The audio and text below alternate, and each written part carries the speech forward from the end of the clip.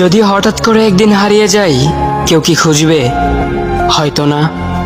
যদি আমার আইডি থেকে ভিডিও পোস্ট করা না হয়, কেউ কি মিস করবে? হয়তো না।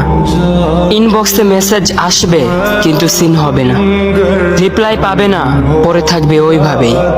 কেউ কেউ হয়তো অপেক্ষায় থাকবে, এই বুঝি আসলো অনলাইনে।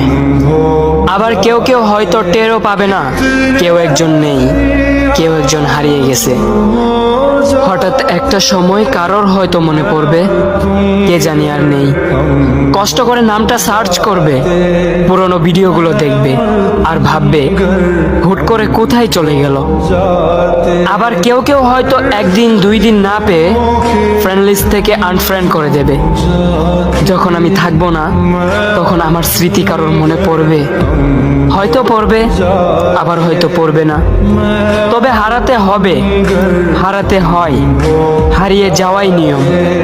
পার্থক্য একটাই, কেউ আয়োজন করে হারায় আর কেউ হুট করে হারায়। আমি না হয় হুট করে হারিয়ে যাব।